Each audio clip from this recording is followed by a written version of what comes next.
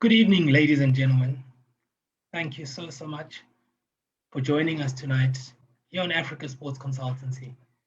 As always, we try to come out here, we bring you the best of the best. We try to speak to people who we know can add value and who we know that you will look forward to engaging with. And this week is no different.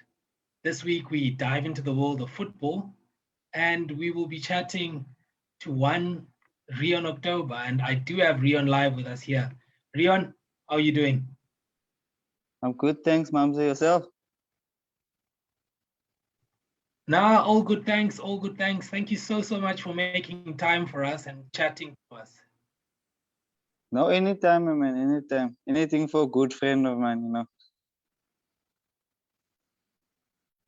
Oh, fantastic. It's nice when you have friends in high places like yourself that I can just knock on your doors and get to speak to you, which is very nice, Rion. And look, we've got half an hour, but I tell you what, it goes super quickly. So we probably have to jump right into it. But before we do that, how's things been your side? Obviously, with lockdown and everything happening currently.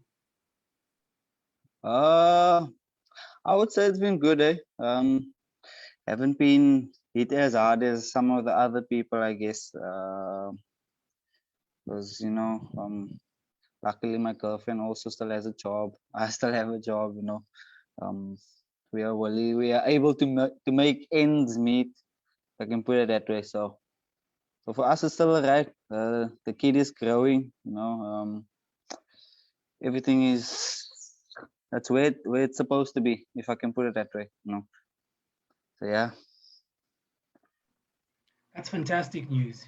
As like you said, as things stand right now, the mere gift of life, good health, it's an absolute privilege as things stand, It because not is. many people are in that position right now. And Hmm. like I said, the time goes quickly, Rion. We want to talk soccer. We want to talk football. I always get stuck. Do I call it soccer? Do I call it football? But for you, let's start with you. We want to know more about you. For you, when did soccer become a thing? To be honest with you, soccer actually became a thing. I wasn't really a football player. I was more of a mini cricket boy. That's what I played. Saw my cousin playing cricket. One that you would know, Rowan Richards. So it was always a case of playing mini cricket and whatever. I got to primary school as well. It was the same thing. Soccer started for me when I was about maybe 8 years old. 8 years old. Then I started, went to the under 9 primary school soccer trials, and then kicked it on from there. The first year, I think, I don't know if it still works that way, but there was a under 9 league. We won that league in my first year, and then from there onwards, it was just football all the time. Football. And yeah, so at 8 years old, my man, 8 years old.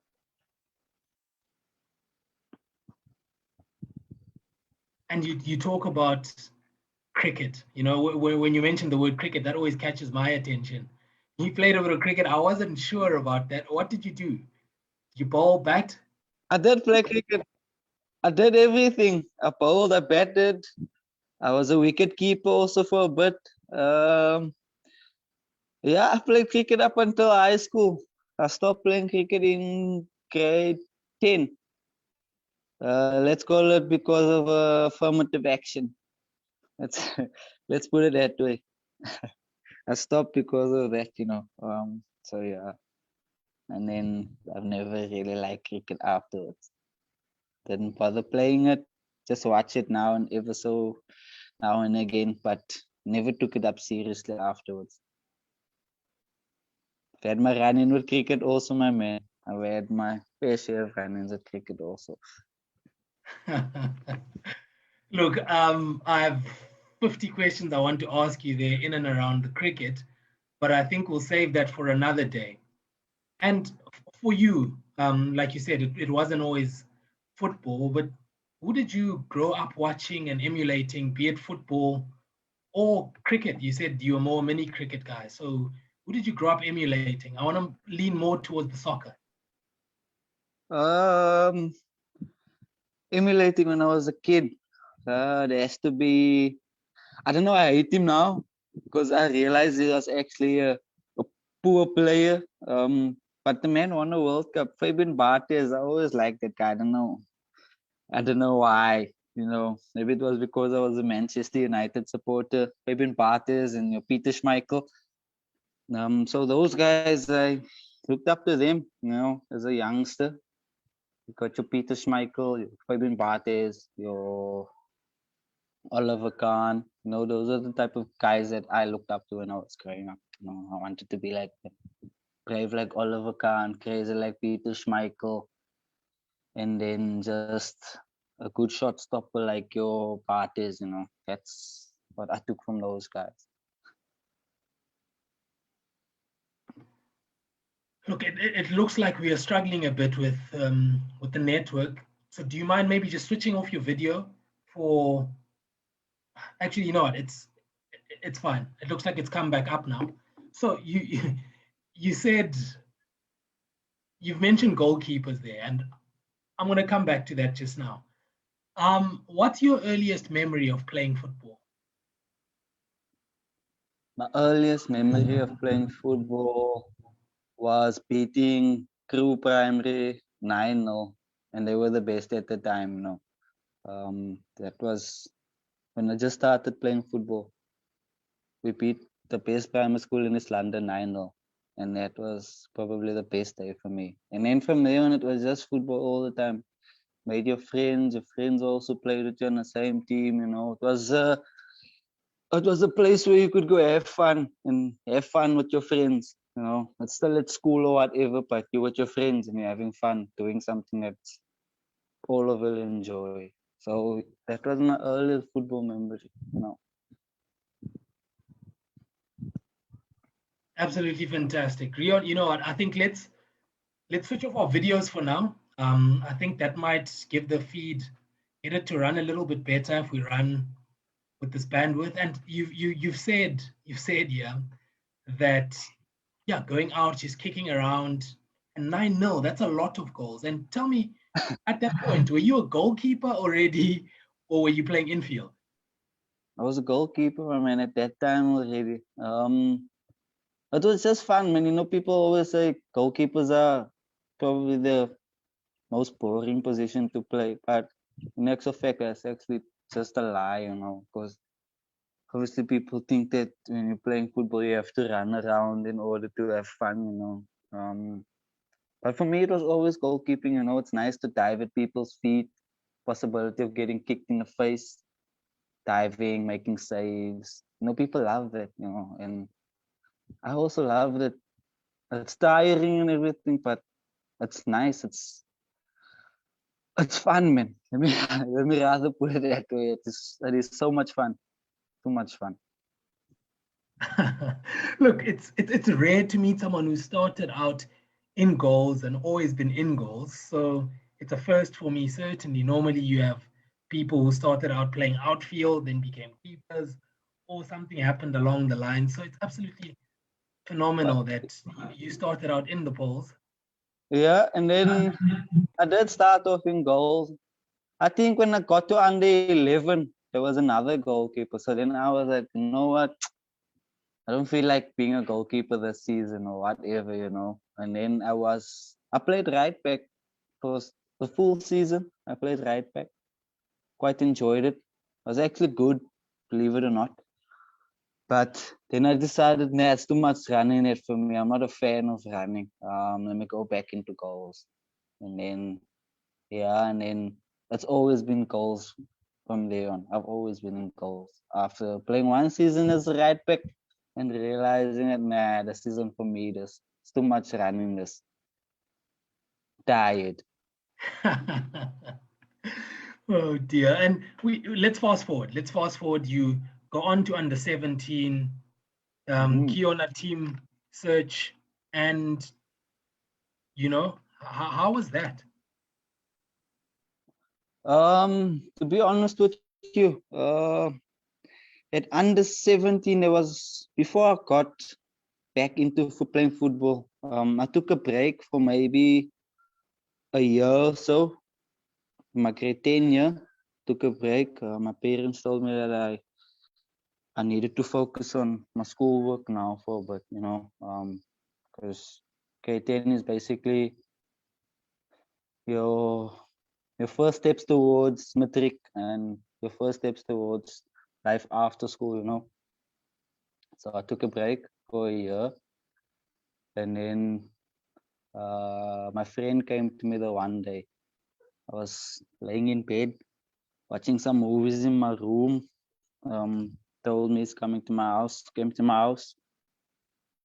Told me they were going to Cape Town. I told him, please wanna come with, because they don't trust the goalkeepers they say. So I told him, man, I haven't been playing football for a year now. I can't just get up and go play, go to Cape Town to go play a big tournament, because that time it was under 17 Cape Fish tournament. I was under 15 at the time. So eventually he convinced me. Coaches phoned me up, phoned my mother up, told them they needed me to go with them to Cape Town. Fair enough, I went, got to Cape Town, played. We got cheated in that tournament. And then it was just a bad year that year. I think we had a couple of excellent players, juniors. And then the following year, we went back to the same tournament. Same thing happened again. Now we had the same team. We were a year older now, a year wiser, a year more experienced. Then we went to PE, got invited to the engine tournament. We swept the floor with all the teams in that tournament. I think I conceded maybe 2 goals in 7 games, 7 or 8 matches. I think I conceded 2 goals. I had scouts watching all my games. Scouts were talking to me. So I'm here, I'm like, nah, man, what is happening here, I've never had this scouts asking me for my name, telling me I'm this, that. Eventually we went on and won the tournament. I cleaned up. I took goalkeeper of the tournament, player of the tournament, and I won the tournament. And then I thought things would kick off from there, because apparently Santos were chasing me. They wanted me to come to the academy the following year. ASD was also chasing me.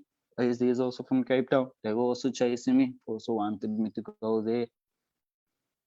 Then someone else was also after me. But it never worked out. Don't know why it never worked out. Up until this day, I still don't understand what happened. So yeah, and then things went from there. Took soccer seriously. And then I didn't know I was that good, to be honest with you, Mamzi. I knew I was good, but I didn't think I was that good. And then when I won the engine and I took all those individual awards, and I was like, no, man, I can actually do this. What if I can push myself all the way? Because my dad told me when I was 11 years old that I went to border trials one day. It was a week-long trial. I made it up until the 4th day, I think. 4th or 5th day. I got cut because of my age, because they didn't give them your birth certificates immediately. When you got closer to the final selection, then they would ask for it. And they found out I was too young. I don't know how they judged that for the under 13 border team. I mean, I was devastated that day. Walking from the field, walking home with my friends, a couple of them made it. So here you are walking with your friends and you didn't make it, I was crying all the way home. I got home. It was a bit late. Dad asked me where you coming from. Told him what happened. So the man told me I would never make it in football. I'm chasing a dream that will never become fruitful. Do I think who am I? Do I think I'm going to play for Manchester United? And I kept it. I still keep it now. I was 11 years old when also said to me, mind you, I'm 29 this year. I still remember it like it was yesterday. And then, yeah, I did all those things. At one stage, I was a stone's throw away from moving to Pretoria to go to Mamelodi Sundowns. I met up with Daniel Madao. Man was very impressed with me, at the Ke Yona Team tournament. So what? There's things that's supposed to happen and they just don't happen. For me, in those early stages, it was always a case of maybe the next time it will suffice. Maybe the next time, and the next time, and the next time, because you keep on being hopeful that the door will finally open all the way for you. And then it doesn't. So I've had to deal with that and overcome those disappointments in terms of football at a young age already. So yeah. Wow. Reon, this was not part of the script. This was, you mentioned something to me now where at 11 years old, someone was already telling you that you're never going to make it. You're never going to be anything in football. Do you think you're going to play for Man United? And as a young man, and like you say, you're 29 this year, and as a young man, that must have just crushed you. That must have just made you feel like, you're chasing a hopeless dream. I mean, to be honest with you, it was that way, for a while, and then I've always had my mother who would always kind of side with me and tell me that my child, whatever you want to do in life, if you feel that you are good enough to do it, then go for it. I will stick with you. She was the person who bought me my first pair of boots, my first pair of gloves, and I will never forget that. I mean, my mother always wanted the best for me. Um, and I think she also realized after a while. When I came from P, I came home with two two duffel bags, basically, if I can put it that way, full of things, my man, full of equipment, Puma t-shirts, Puma everything. They gave me, I got Puma things at an engine tournament, and I came home with 2 trophies.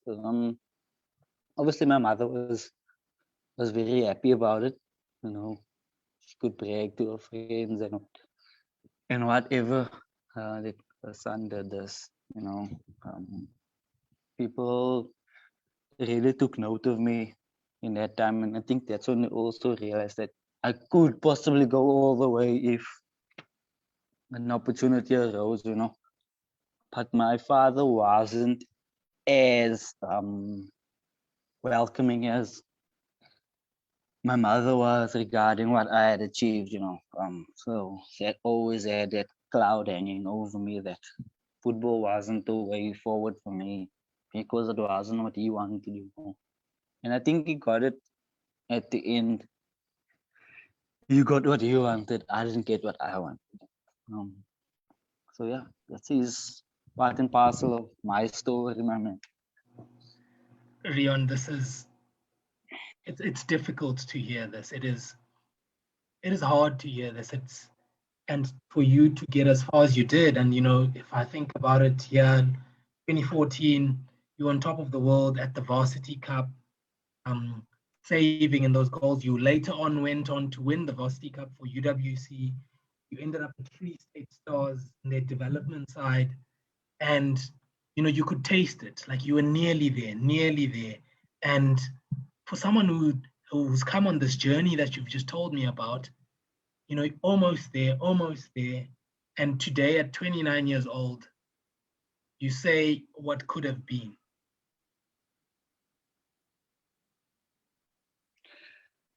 Yeah, look, Mamzi, I don't really talk about this thing to people because I don't know. I like to listen to other people's stories, hear what they went through, I don't really like to make things about myself. That's just how I am. And I've carried that with me wherever I go, I carry the same sort of personality into UWC with me. I got there. They already knew who I was when I got to UWC before I even got there. You know. So I went there with a reputation already that I was this guy, and then obviously the first 2 years wasn't as easy for me. I had to adjust, being a 19-year-old moving from East London to a different town. You have no family there. You only have one person. Gio was my only family in Cape Town at the time because obviously Rowie had already left. He went to Pretoria to go play for the Titans. So I only had Gio there, and Gio already told him everything about me. So I got to UWC. Had to get used to everything. The first 2 seasons I didn't play that much because obviously there were guys there that the coaches had known longer and coaches had liked more. So I had to bide my time. If I got a chance, I had to play like it was my last day, or I had to impress the coaches or whatever. And I always did it, I always had that thing where I needed to be better than the next person. I needed to do better than I did the previous game. I go home and I go sit down and I think about what I did wrong, what I could have done better. That's always how I have been.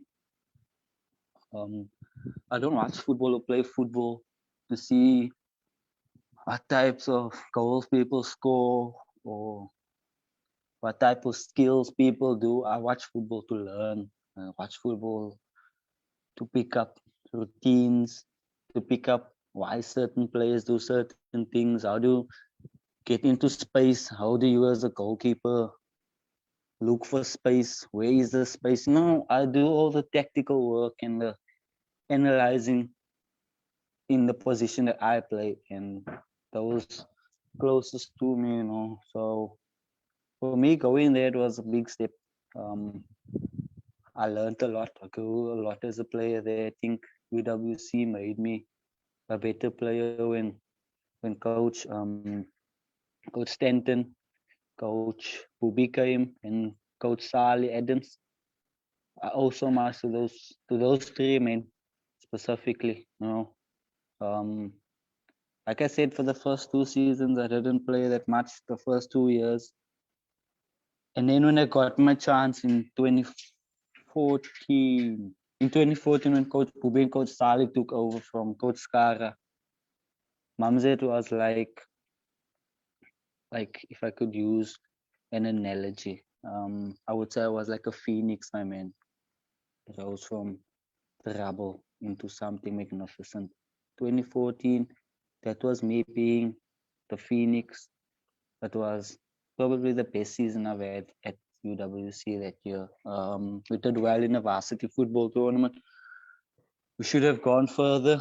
I think we disappointed the whole institution when we drew that game against UCT. It haunted a lot of us, if I'm being honest. I think that overshadowed even our 2015 victory, you know, because we always had the thing in our mind. We could have gone further in 2014 already. We could have won the varsity football tournament and the USA club champs at the end of the year in Durban, you know.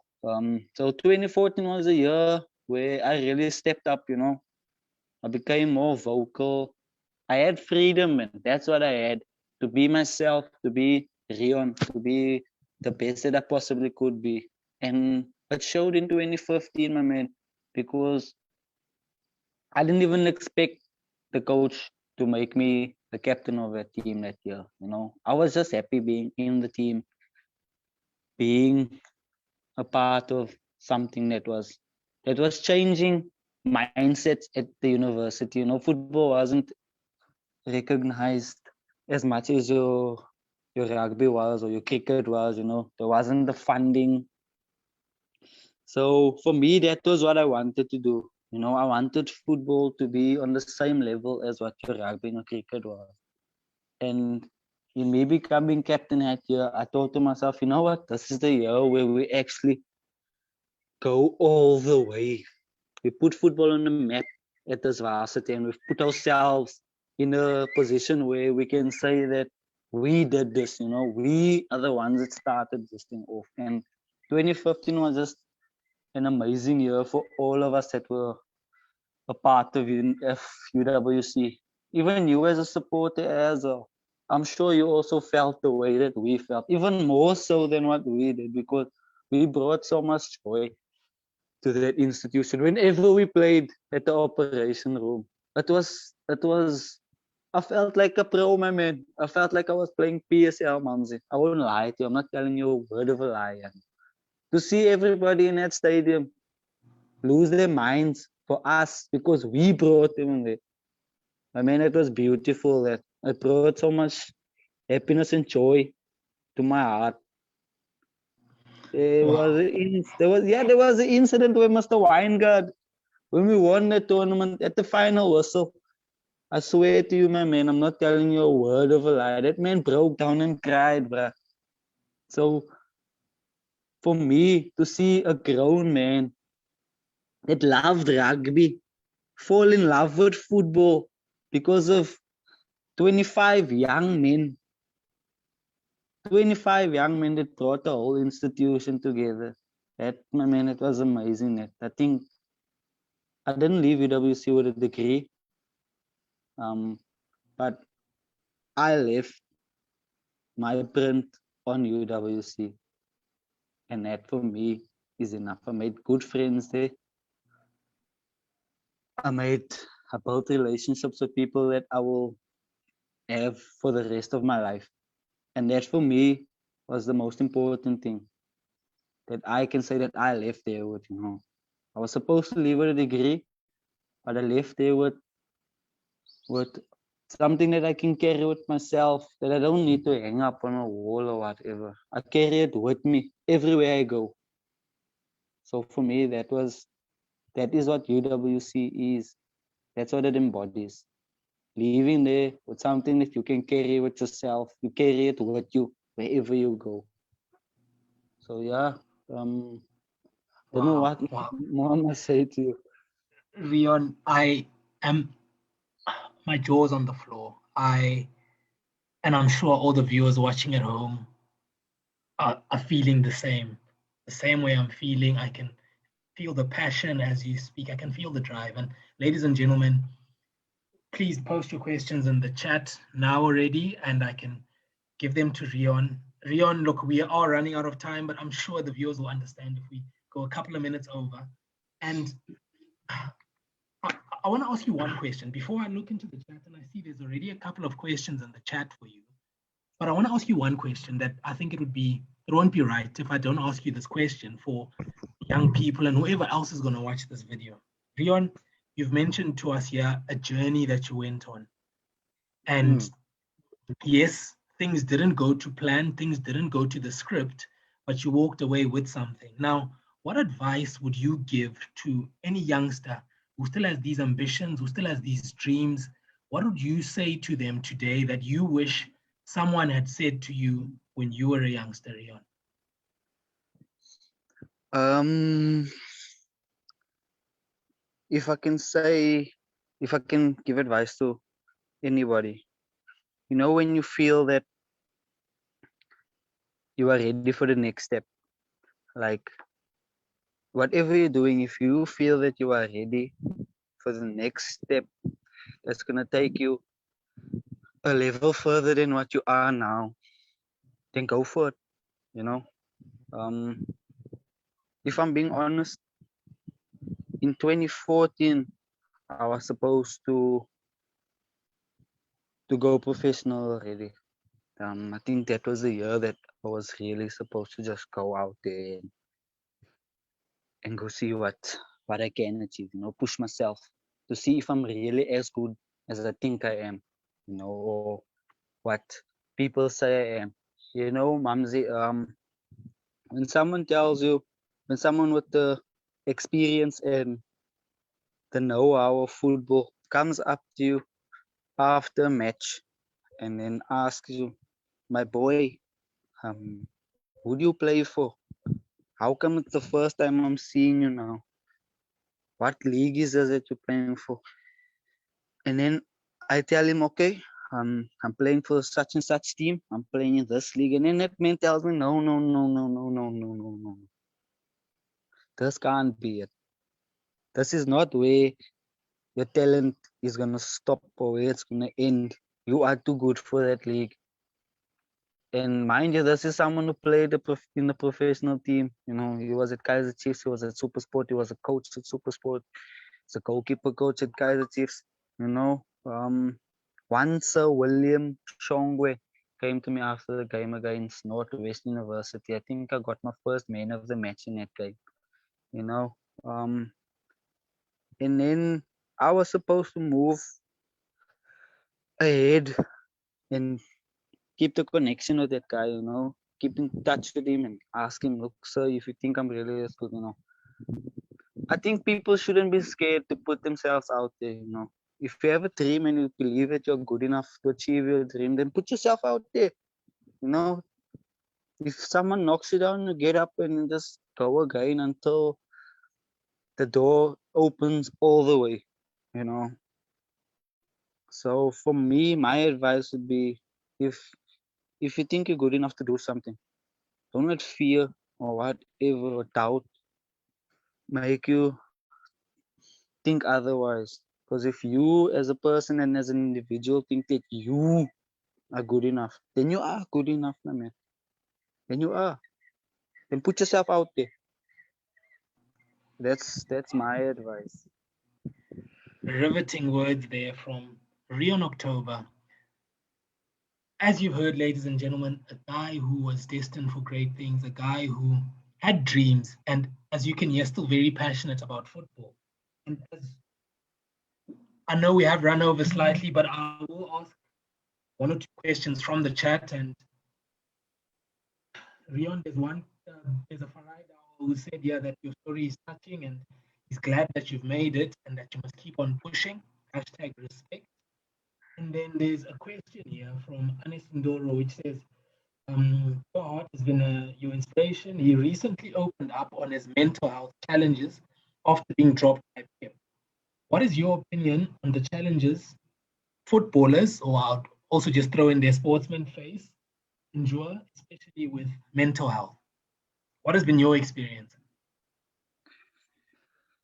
Um, I think it's different for everybody. We don't all go through the same situations or the same scenarios.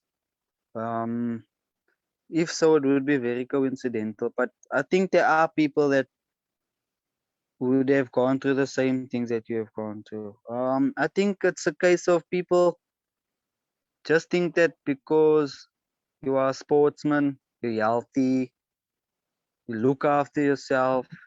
It's to them. It's all about the outside appearance.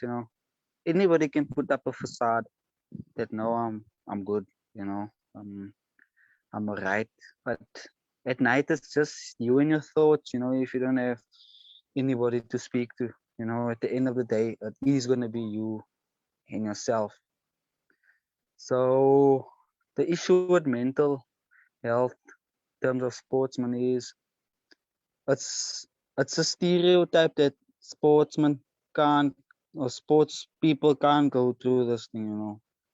Um, your fitness or whatever, your money or whatever shouldn't allow you to go through this. But you do, you know, you at the end of the day you're still a human being, you're still a person, you know, you still have feelings attached to whatever you're doing. And obviously we all have our own demons that we have to deal with. And some people deal with it perfectly. The coping mechanisms work for them. Others don't have coping mechanisms, you know, and that's an issue that I think people should just be able to speak, man. I don't know how to put it. Like I also said with my even me also, I never really speak about these things to anybody, you know. I will sit by myself and I will think about all these things. But I think it's different for everybody. I don't have the answers, the all the answers for this. I don't know how to deal with it. I can't answer that, my man. I 100%. think I yeah, yeah, it's I totally understand. And like you said, it's difficult and it's different for everyone. And just in closing, Rion, and I'm looking here on the Zoom chat as well. In closing, and this is probably a question that a lot of other people have is where's Rion today and what are your plans going forward? I'm at home now. I work with my dad. Got a space shop that we're running. It's not what I wanna do, you know. Um, Yet another thing that I don't want to do. But I'm doing it. I actually wanna start up something that's similar to what you are doing at the moment. I need to do something that I am passionate about and something that I can say that I'm doing good, not only for myself, but for the people around me, my community. You know, I want to be that person because I mean, that's always been to me a thing of if you can't get out of the system or you got out of the system, others can also then get out of the system because you basically the pathway for them now. You opening up doors for them. And that's what I want to do. I want to open up doors for young kids in my community, you know, because obviously there's not enough jobs. And I mean, you can see as you're driving past children that they don't have any interest in sports anymore. Sports at schools also. That's it's a different story for your Model C schools because you have to play sports there. I know that because I went to a Model C school. But your other schools, your schools in that aren't as equipped as your Model C schools, they are the ones that are losing this fight, and children are finding themselves losing their compass. You know, there's nothing to guide them. There isn't a guide to say that look, if you do well in school, there's an opportunity for you to go to varsity.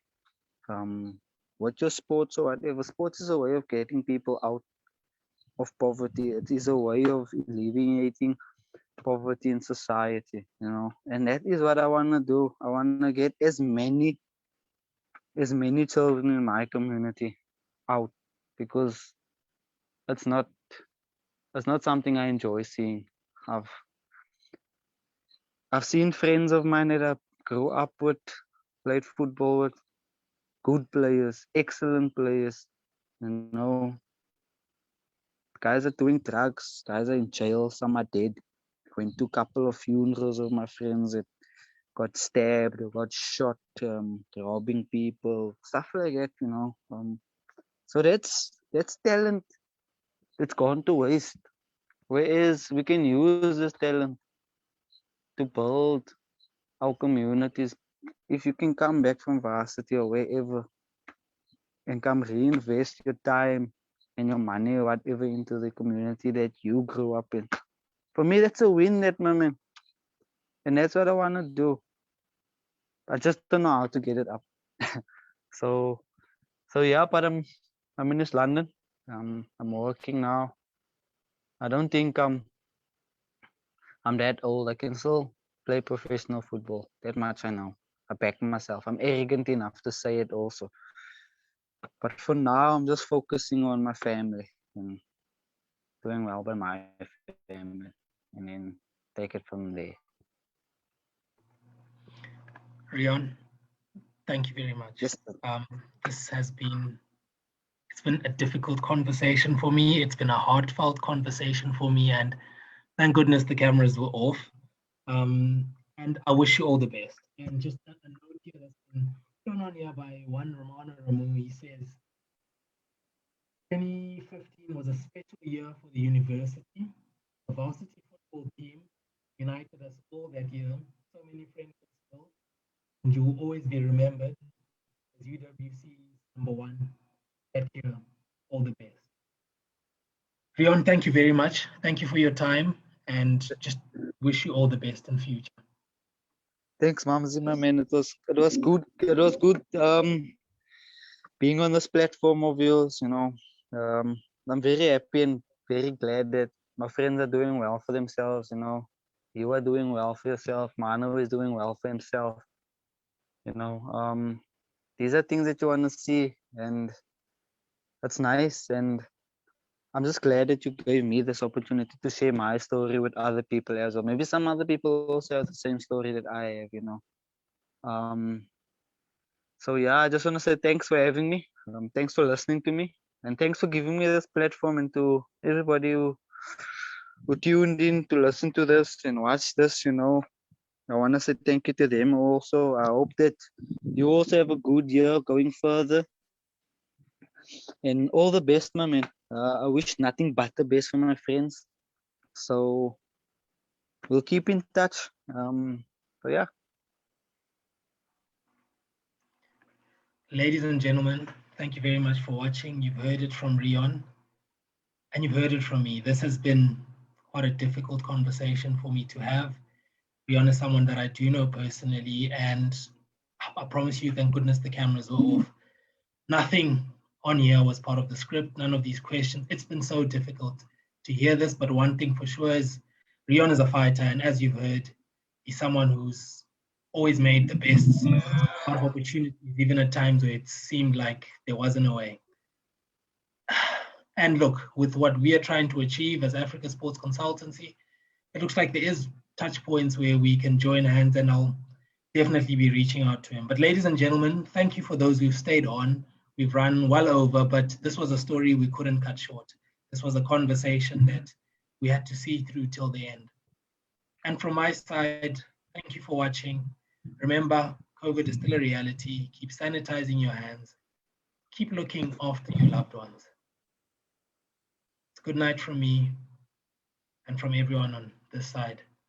See you again next week.